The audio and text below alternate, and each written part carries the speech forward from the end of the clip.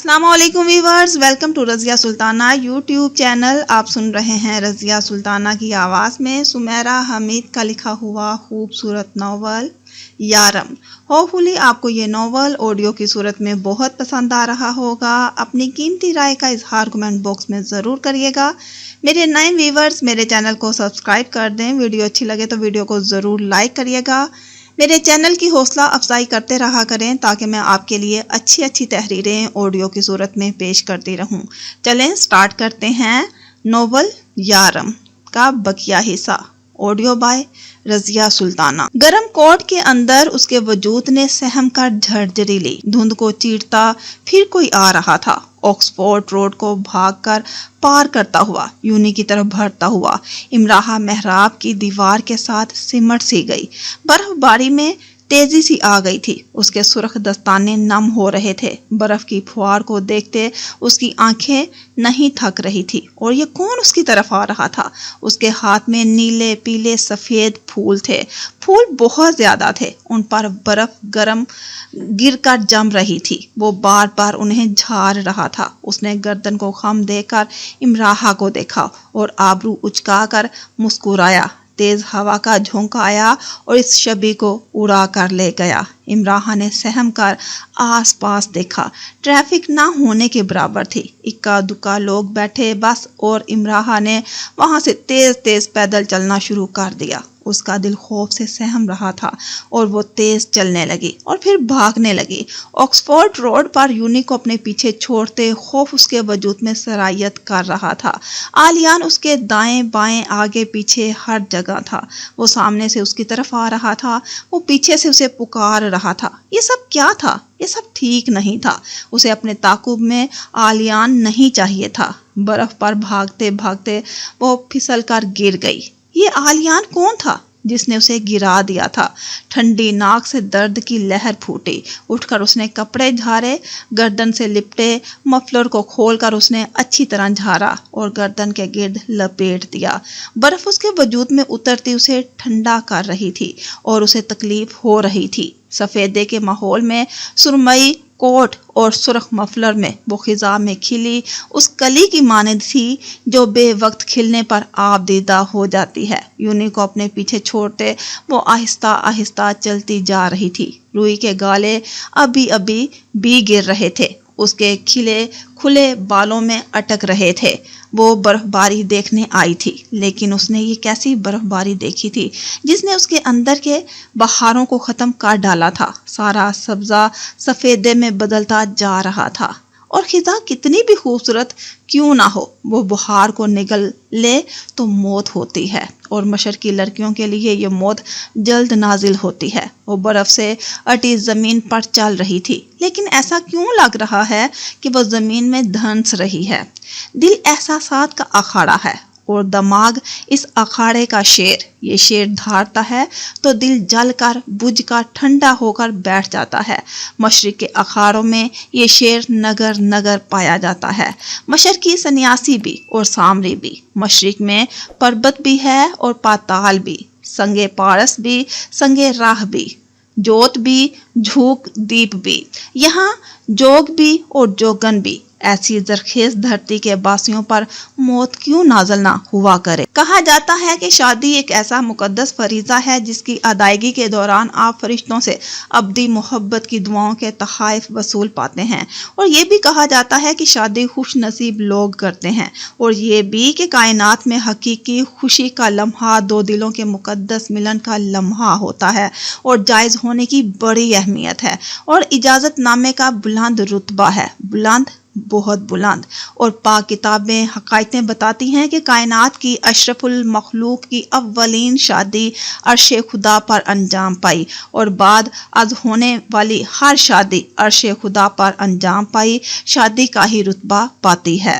निकाह सबसे पाक और पसंदीदा रवायत। نکاح، دو دلوں کی فضیلت، اور داستانیں یہ بھی کہتی ہیں کہ تبت کے برفیلے پہاڑوں میں روپوش ایک مشک بار پری اپنی بہترین پوشاک میں طویل مسافت طے کرتی اس مشک بندن میں بندھنے والوں پر مشک بیت کے خوشبودار پھول برسا کر جاتی ہے۔ جاتے جاتے وہ تحفے کے طور پر دلہا دلہن کی مسکراہٹیں اپنی مٹھی میں قید کر کے لے جاتی ہے، اور شادی عہد قدیم کا وہ عہد نامہ بھی ہے جس کا ورد عہد جدید میں بھی عزت و احترام اور محبت سے کیا جاتا ہے۔ مورگن کرسمس کی رات کو آج کی تھی۔ ماما مہر نے اس کی شادی کے لیے ٹھیک ٹھاک تیاریاں کی تھی۔ کیمبرج میں مورگن نے شادی کے بعد رہنے کے لیے جوش کے ساتھ مل کر ایک چھوٹا سا گھر لیا تھا، جس کی سجاوٹ کے لیے ماما مہر نے پیسے مورگن اور جوش کو دیے، جو دونوں نے مشکل سے قبول کیے۔ مورگن نے شادی کے لباس، زیورات، شادی کے دن اور آفٹر پارٹی کے سب انتظامات ماما مہر کے پسند سے کیے تھے، حتیٰ کہ شادی کی انگوٹھی بھی ماما مہر کی پسند کی لی تھی۔ ماما مہر کے سامنے ان کی میں ختم ہو جاتی تھی، اور ماما مہر بھی ان کی آنکھوں میں پڑھ لیتی کہ ان کے بچے کیا چاہتے ہیں۔ یہ ماں اور اولاد کا وہ رشتہ تھا جس کی مثال نہیں ملتی تھی۔ اپنی شادی کی تیاری سے زیادہ مورگن کو ماما مہر کے کام کرنے میں دلچسپی تھی۔ پارلر جانے سے زیادہ اسے یہ فکر تھی کہ ماما جو میڈیکل چیک اپ کے لیے جانا ہے، جوش فون کرتا رہتا تھا اور وہ اسے چند سیکنڈ بات کر کے ڈانٹ دیا کرتی تھی۔ مجھے ڈسٹرب نہ کرو، ماما کے ساتھ بات کر رہی ہوں۔ کیمبرج کی ہزاروں داستانیں وہ ماما کو سنایا کرتی اور دونوں کی کہکوں سے شٹل کو گونجا کرتا۔ مورگن نے سادنا اور امراحہ کو میڈس برائڈز شہبالیاں بننے کے لیے کہا، جس نے پاکستان میں اپنی نحوست کی داستانوں کی وجہ سے شادیوں میں شرکت کرنا بند کر دی تھی۔ وہ مورگن کی شادیوں کے لیے اتنی پرجوش تھی جیسے اس کی اپنی شادی ہو۔ لیڈی مہر نے شہبالیوں کے لیے سنہری رنگ کو پسند کیا تھا۔ سادنا کی سنہری ساری بنوا دی گئی تھی۔ شارلٹ اور مورگن کی چند سہیلیاں جن کی آمد متوقع تھی، اور امراحہ کے لیے انگریزی طرز کی ٹخنوں تک لمبی فراک کا اوپری حصہ قطرے چست تھا، جو نیچے آتے آتے لہنیں بناتے گھیردار ہوتا چلا جاتا تھا۔ ذرا سی حرکت سے ان لہروں میں تلاطم پیدا ہو جاتا جو بہت بھلا لگتا۔ سنہرے موتیوں سے فراک کی پشت کو سجایا گیا تھا اور لہروں میں ٹانکا گیا تھا۔ جنبش پر وہ لہروں کے ساتھ جھل مل کرتے گپ شپ ہونے لگتے تھے۔ امراحہ کے لیے دوپٹے کی جگہ سنہری اسکارف نما کپڑا تھا، جسے کندھوں کے پیچھے سے لا کر بائیں شانے پر آگے لہریں دے کر سنہری بروچ لگا کر چھوڑ دیا گیا تھا۔ یہ فراک ایک ڈیزائنر نے ڈیزائن کیا تھا، اور کیا کمال کیا تھا کہ امراحہ دوپٹے کے اس انداز پر حیران رہ گئی۔ دوپٹے کی کمی بھی پوری ہو گئی اور فیشن بھی ہو گیا۔ فراک بلا شبہ بہت مہنگی تھی اور امراحہ سے ایک پونڈ بھی نہیں لیا گیا تھا۔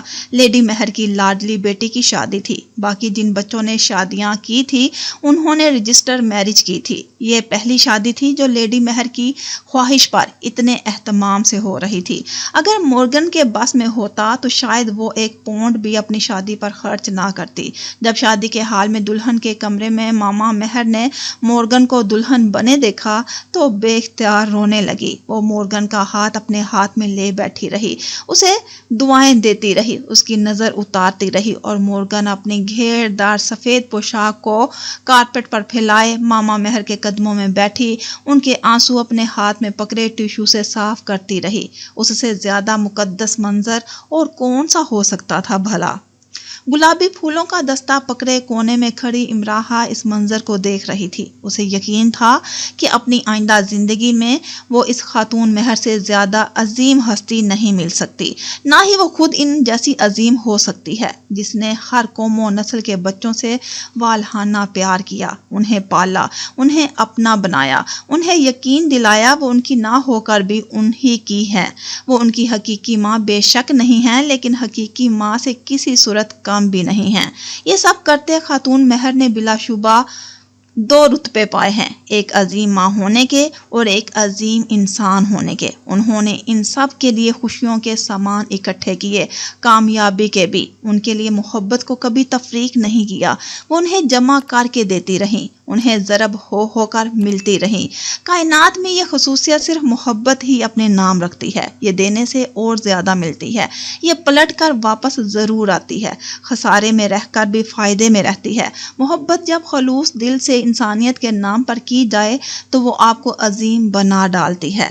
अजमत की बुलंदियों तक ले जाने का वसफ मोहब्बत के अलावा किसी और जज्बे में नहीं।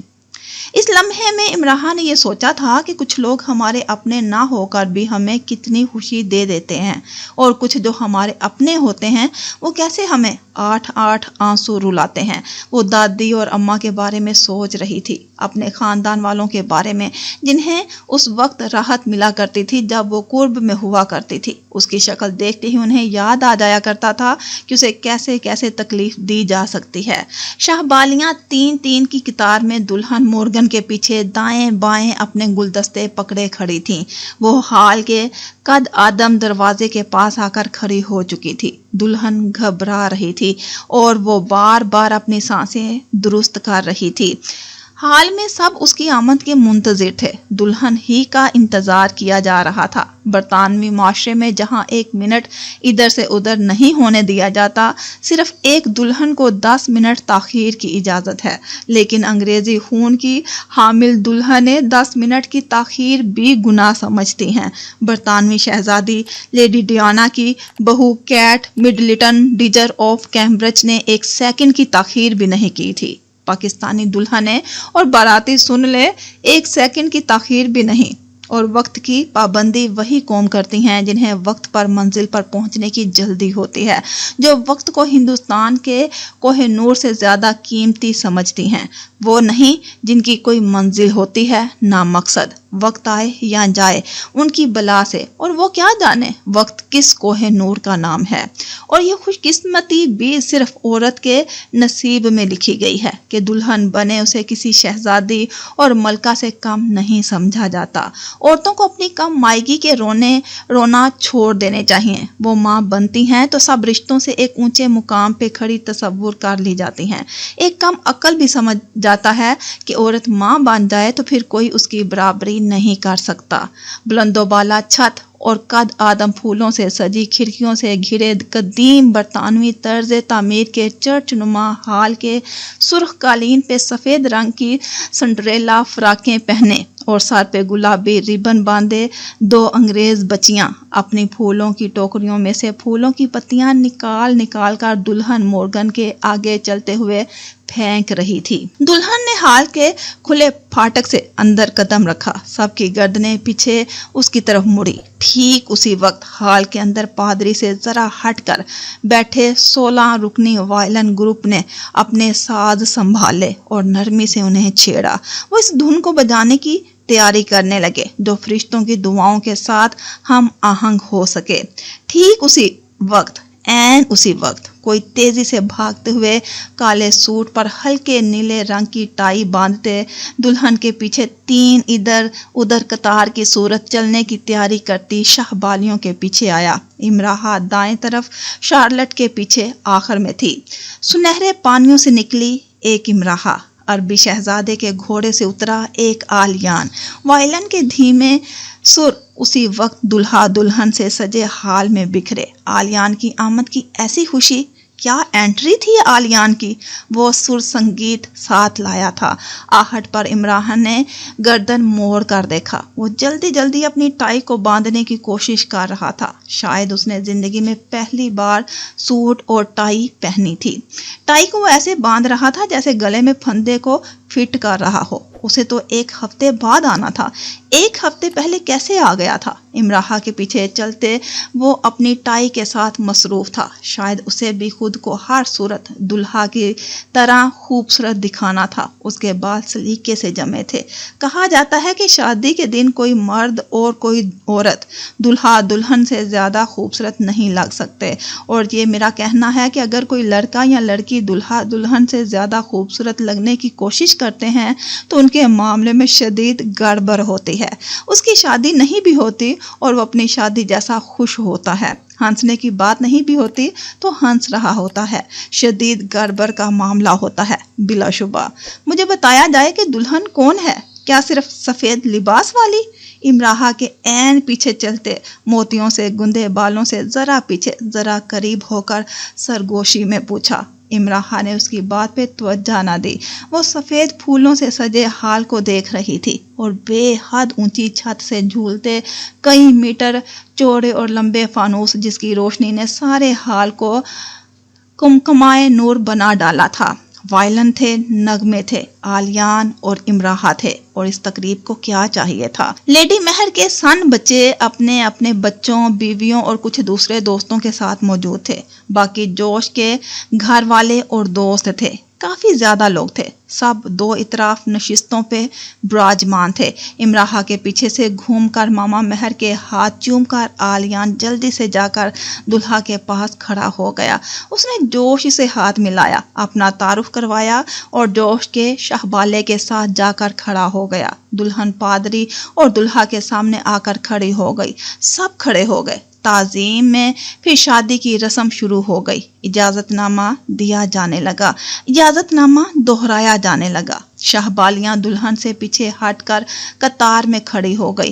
وہ سب دلہا اور دلہن کو دیکھ رہی تھی۔ امراحہ واجد آج بہت خوش تھی۔ یہ پہلی تقریب تھی جس میں وہ روئے بنا شریک تھی، ڈرے بنا۔ اسے کونے میں جھینپ کے بیٹھنے کی جلدی تھی، نہ ضرورت۔ اس کے لیے وقت بدل چکا تھا۔ وہ پھولوں کو تھامے، گردن اٹھائے، مسکراہٹ سجائے خوبصورت لگ سکتی تھی، خوش ہو سکتی تھی۔ وہ خوبصورت لگ رہی تھی، خوش تو وہ بلا شبہ بہت تھی۔ مشک بار پڑی آ چکی تھی اور مشک بید برسا رہی تھی۔ شاید وہ تھوڑی سی اور مہربان ہو گئی ہو، اس نے دلہن کی طرح خوبصورت لگنے والی امراحہ پر بھی کچھ مشک بید برسائے ہوں۔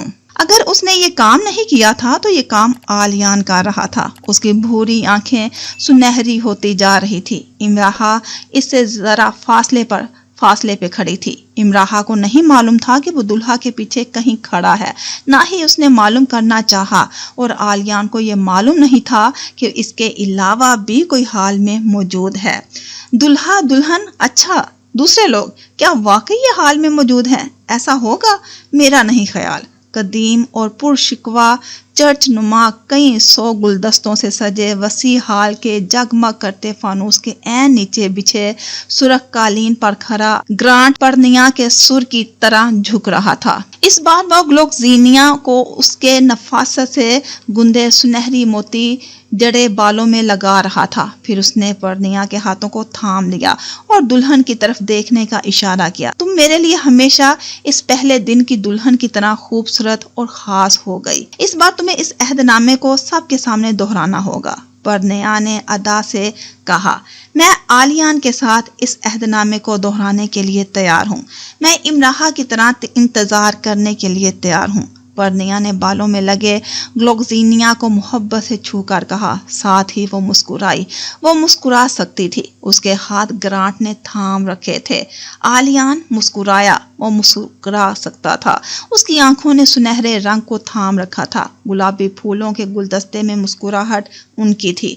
جھلمل کرتی موتی جڑی لہروں میں اس کا دل لک چھپ گپ شپ ہو رہا تھا۔ اس کی سمجھ میں نہیں آ رہا تھا کہ وہ کیا کرے، بھاگ کر جائے اور وائلن کو اپنی ٹھوڑی تلے لے کر دھن ڈالے، یا چھت کے ساتھ جھولتے فانوس کے ساتھ جھول جائے اور اعلان کرتا پھرے، یا کئی پھولوں کے گلدستوں کو اپنی باہوں میں بھر کر سنہری پوشاک کے قدموں تلے ڈھیر کر دے۔ اور یہ بھی کم تھا، یہ سب بھی کم تھا۔ سب کم ہی ہوتا ہے، سب کم ہی لگتا ہے۔ محبت اس عروج کا جذبہ ہے کہ سب ادائیگیاں تولا ماشا ہی لگتی ہیں۔ یونیورسٹی پھر سے آباد ہو چکی تھی۔ 17 جنوری سے امتحانات شروع تھے۔ سب دن رات پڑھنے میں مصروف ہو چکے تھے۔ اس کے سب دوست اس کے لیے کوئی نہ کوئی تحفہ لے کر آئے تھے۔ وہ خوش تھی کہ سب نے اسے یاد رکھا تھا، لیکن وہ کسی کو بھی یہ نہ بتا سکی کہ اس نے سب کو کتنا یاد کیا تھا۔ ان کے جانے کے بعد اس کا کیا حال ہوا تھا۔ میں واپس آ چکا ہوں، مجھے نظر آ رہا ہے۔ مورگن کی شادی کے بعد یہ ان کی پہلی ملاقات تھی۔ تو چلیے پھر۔ وہ سویڈن کا پانی پی کر پہلے سے زیادہ خوبصورت ہو کر آیا تھا۔ کہاں؟ होम कमिंग ड्रिंक के लिए, घर वापसी की दावत के लिए। जो जा चुके थे उन्होंने जो मैनचेस्टर में रह चुके थे उनसे होम कमिंग ड्रिंक पी थी। खाने पीने का अच्छा अंदाज था। मैसी ड्रिंक को नहीं जाती, वो साफ मुकर गई, जबकि वो वीरा एंड ओन को पिला चुकी थी। नहीं जाती तो मैं बता देता हूँ। टोनी विल्सन कहता है, this is Manchester, we do things different here. ये मैनचेस्टर है, हमें इंफरादियत का हुब्बत है। तो जब हम घर वापस आते हैं तो उसे भी मुख्तलिफ अंदाज से ट्रीट करते हैं। तुम मैनचेस्टर में हो, तुम्हें ये करना पड़ेगा। सिर्फ 2 पाउंड की कॉकटेल और बस। वो जान छोड़ने का इरादा नहीं रखता था। वो उसे 2 पाउंड की कॉकटेल के लिए करीबी कैफे ले आई, जहां और भी बहुत से स्टूडेंट्स 2 पाउंड की कॉकटेल पी रहे थे। नए साल के लिए क्या क्या अहदो पैमान किए हैं तुमने? सुस्ती ना करना और वक्त पर नोट्स बनाना। दूसरे सेमेस्टर्स में 80% रिजल्ट लाना। अज़म से कहकर वो मुस्कुराने लगी। वो हंसने लगा, लेकिन इमराहा ने कोई लतीफ़ा नहीं सुनाया था। अब तुम हंसे क्यों? क्योंकि तहकीक कहती है कि 60% से ज्यादा लोग साल के पहले ही हफ्ते खुद से किए अहद को भुला देते हैं और बाकी के 40% से ज्यादा अफराद ये काम 6 माह के अंदर कर गुजरते हैं। मैं ना इन 75 में से हूँ और ना ही 40% में से, उसने अज़म से कहा। मुझे फख्र है तुम पर। उसने उसे चुराया। 2 पाउंड की ड्रिंक वो आहिस्ता आहिस्ता पी रहा था कि वो खत्म ना हो जाए। तुम देख लेना, मैं शानदार कामयाबी हासिल करूंगी। मैं जरूर देखना चाहूंगा। स्वीडन का पानी उसे बुरी तरह रास आया था। तुम मुझे चैलेंज दे रहे हो? मैं तुम्हें चैलेंज दे रहा हूँ। टेबल पर मुक्का मार कर उसने कहा। अगर मैं जीत गई? इमराहा ने उंगली उठा कर कहा। मुश्किल है। अगर मैं जीत गई बोलो फिर? नामुमकिन है। 2 शाने फिर से हिलाए। इमराहा ने गुस्से से उसकी तरफ देखा। पाकिस्तान में ऐसे मौकों पर कहा जाता है, तुम्हारे मुंह में खाक। वो बुरबुरा कर रह गई। तो जो तुम कहोगी मैं वो करूंगा। वो गले में फंदा डालकर छत से लटक जाना ही क्यों ना हो। ओ, इतना नालायक समझता था वो इमराहा को। ठीक है, फिर 1.5 साल बाद मिलते हैं। इसी मेज पर तैयार रहना फंदा डालने के लिए।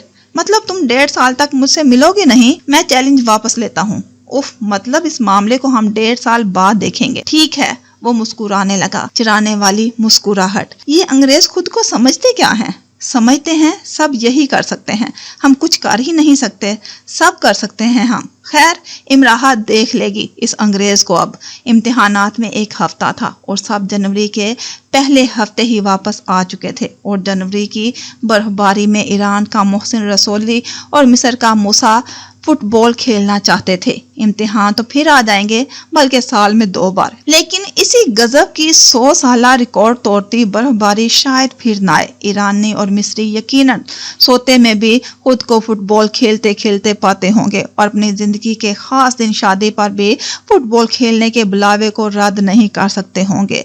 मोहसिन रसोली ने 2 टीमें जमा कर ली थी। मैच के लिए बर्फ से अटे ग्राउंड में रात को मैच था। बर्फ का ढेर और उस पर फुटबॉल मैच। वाओ, तुम भी मेरे साथ खेलोगी? वीरा ने कहा। इमराहा हंसते हंसते बेहाल हो गई। क्या मुसीबत आ गई है तुम्हारी जान पर? वीरा ने घूंसा मारकर उसकी कमर पर। मैंने कभी मोबाइल पर फुटबॉल गेम नहीं खेली। तुम मुझे बर्फ पर खूनख्वार खिलाड़ियों के साथ खेलने के लिए कह रही हो? यानी मेरी मौत बर्फ पर वाक़या होनी है? कौन सा खेल खेलती हो तुम? वीरा एक और घूंसा मारने के लिए तैयार हुई। लूडो दादा के साथ। हा हा हा। कभी कभी क्रिकेट, वो भी अगर कोई बच्चा गेंद करवाए। आहिस्ता से तो मैं बल्ला चला लेती हूँ, टेनिस बॉल से, हार्ड बॉल से बिल्कुल नहीं। तो तुम लड़कियां फारिग वक्त में क्या करती हो पाकिस्तान में? साइकिल तुम नहीं चलाती, दौड़ लगाने के लिए तुम्हें कहा तो तुमने इनकार कर दिया था। कोई गेम भी नहीं आती तुम्हें? खाने के अलावा कुछ करना आता है? हाँ ना? चुगलियां और बात बात पर लड़ना, इमराहा ने उर्दू में कहा और हंसने लगी। तो इम्तिहान 6 दिन बाद शुरू थे और वो मैच खेलने की तैयारी कर रहे थे। लड़कियों में एक वीरा थी और एक लॉ डिपार्टमेंट की विक्टोरिया। विक्टोरिया कॉरल की टीम में थी और वीरा मोहसिन रसोली की टीम में। जिस तरह की बम्बार खिलाड़ी वीरा थी, उसे दोनों टीमें शामिल करने के लिए तैयार थी, लेकिन वीरा ने चल्ला के उसने मोहसिन रसोली की टीम में शमूलियत की। मोहसिन रसोली अपनी यूनिवर्सिटी में फुटबॉल के लिए ही तो मशहूर था। उसे दोनों टीमें शामिल करने के लिए तैयार थी, लेकिन वीरा ने चालाकी की। उसने मोहसिन रसोली की टीम में शमूलियत की। मोहसिन रसोली अपनी यूनिवर्सिटी में फुटबॉल के लिए ही तो मशहूर था। उसकी इम्कानात रोशन थे जीतने के और वही हुआ। मोहसिन रसोली की टीम जीत गई 2-3 से 100-200 के करीब। स्टूडेंट आए थे मैच देखने, दस्ताने पहने, मफलर लपेटे, कॉफ़ी पीते, मुंह से भाप उड़ाते, हर गोल पर ग्राउंड को सर पर उठा लेने वाले। इमराहा को भी पढ़ना था लेकिन वो वीरा के लिए आ गई थी और अच्छा ही किया आ गई, वरना बर्फ के ढेर पर फुटबॉल के साथ बमबारी करती वीरा को कैसे देखती। इमराहा का हलक बैठ गया था। चला चला कर उसने किस कदर हसरत से वीरा को देखा। वो बर्फ के ढेर पर फुटबॉल के साथ ऐसे भाग रही थी जैसे लाउंज में कारपेट पर भाग रही हो।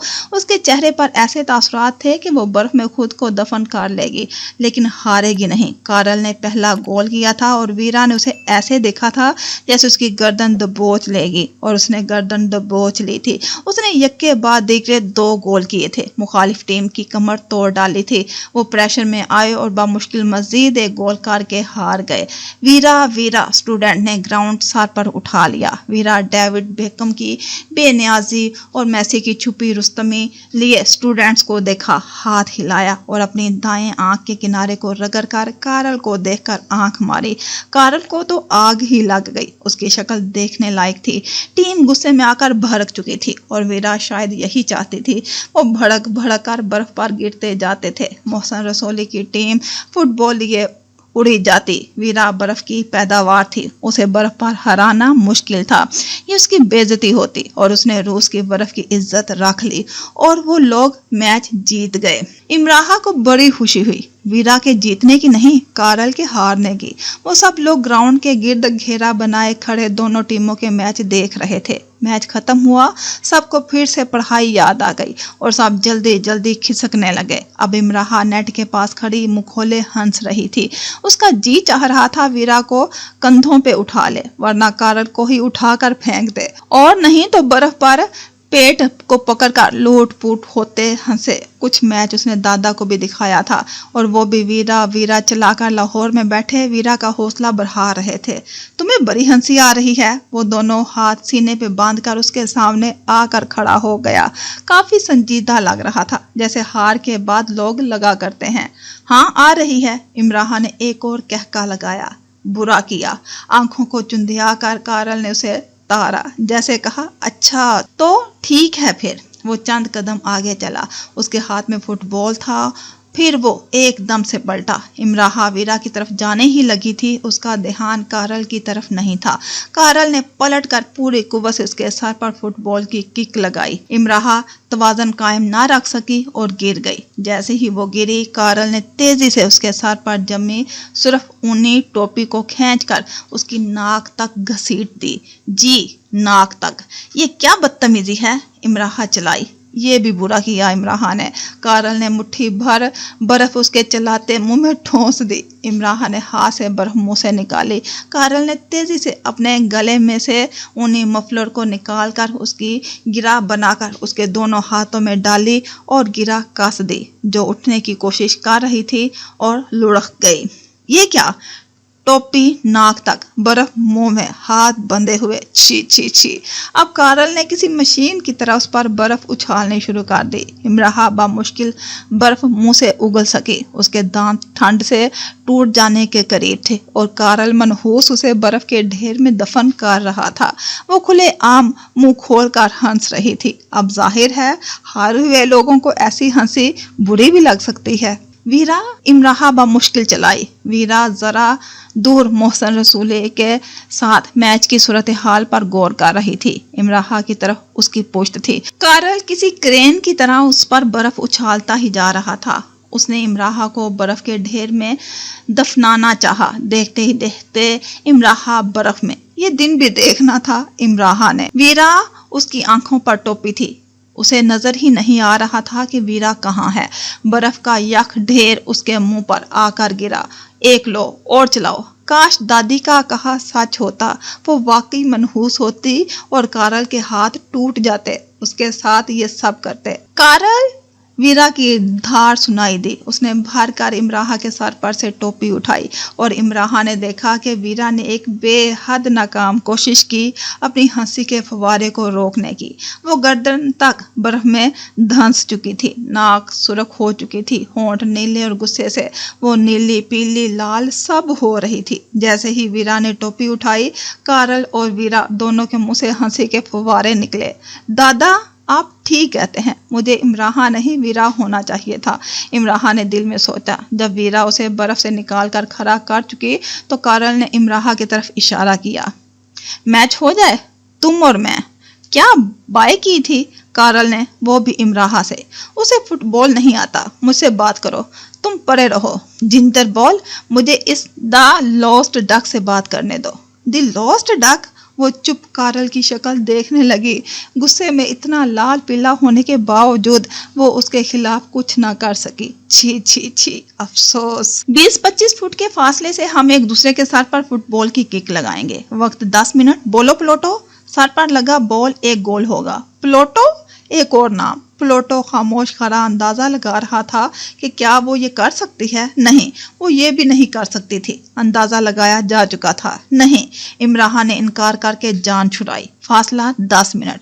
वो आज हर सूरत उसके सर पर किक लगाना चाहता था। नहीं, इमराहा ने ऐसे कहा जैसे शाह ईरान उसे अपना तख्त पेश करते हो कि आज से आप इसे संभालें। तो वो कहती हो, नहीं भाई, बस नहीं कह दिया ना, बस नहीं। नहीं, कारल ने वाजिया दांत पर दांत जमाए और गुस्से को छुपाकर उसकी तरफ देखा कि वो ये भी नहीं कर सकती जो 5 साल के बच्चे भी करके जीत सकते हैं। कारल को बस मौका चाहिए था उसका सर फोड़ने का, उसे बर्फ की मार मारने का। चलो 10 कदम। हारने वाले को बर्फ में गर्दन तक सुबह तक धंसे रहना होगा।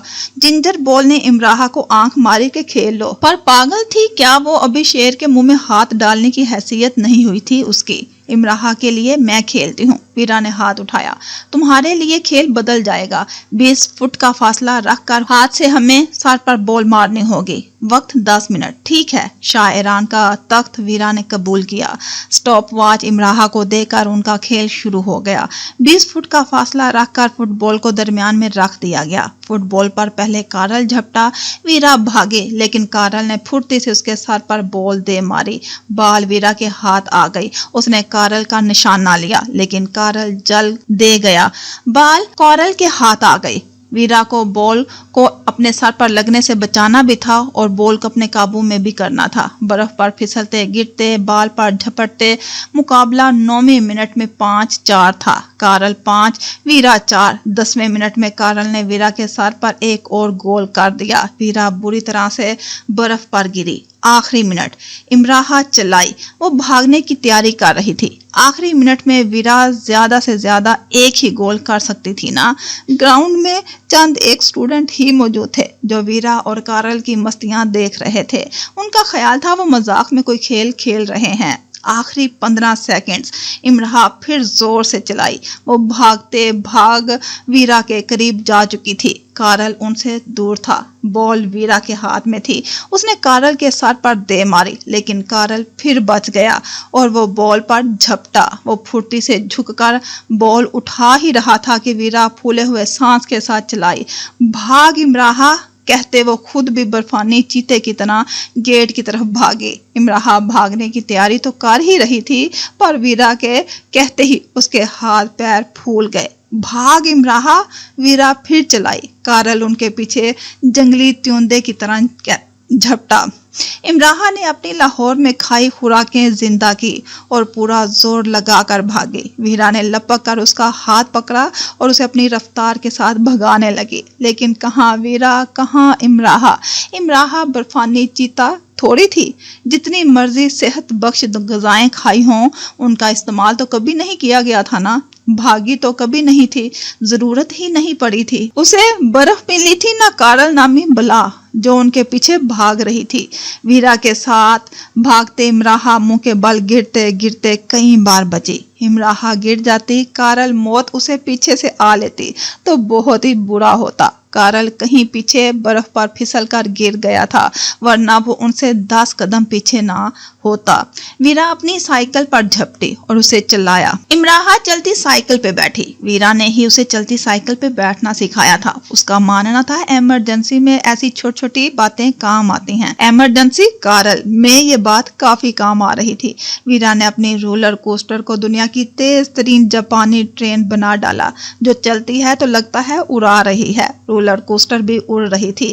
ویرا کارل کی آواز ان کے پیچھے آئی۔ پھولے سانس کے ساتھ وہ چلایا۔ کون ویرا؟ ویرا چلائی، اور یہ جا وہ جا۔ جب وہ کارل کی پہنچ سے دور ہو گئی تو رولر کوسٹر کی رفتار آہستہ کی گئی۔ ہنس ہنس کے ان کا برا حال تھا۔ برف سے ڈھکے چھپے مینچسٹر میں ان کی ہنسی کے کمکمے جل بجھ رہے تھے۔ امراہا شاید ہی اپنی زندگی میں کبھی اتنا ہنسی ہو۔ اس کا پیٹ پھٹنے کے قریب تھا۔ تم ہار کیسے گئی؟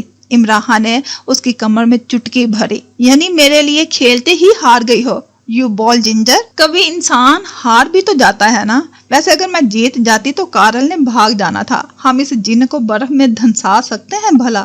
میری دادی کا ماننا ہے میں منحوس ہوں، میری وجہ سے سارے کام خراب ہو جاتے ہیں، آگ لگ جاتی ہے، تباہی بربادی، ایسا سب ہو جاتا ہے۔ اچھا، تم تو بڑے کام کی ہو پھر۔ تم وائٹ ہاؤس کے سامنے ایک گھر کیوں نہیں لے لیتی؟ روس کے تھوڑے حساب کتاب باقی ہیں امریکہ کے ساتھ، تم وہ حساب کتاب کیوں برابر نہیں کروا دیتی؟ اگر تم واقعی ویسی ہو تو سچ تم ہمارے بہت کام کی ہو۔ ہمارا حساب چکا چکو تو روس آنا، گارڈ آف آنر دیا جائے گا تمہیں۔ Guard of honour? امراہا ہنستے ہنستے بے حال ہو گئی۔ اس کی نحوست کو گارڈ آف آنر کمال ہو گیا۔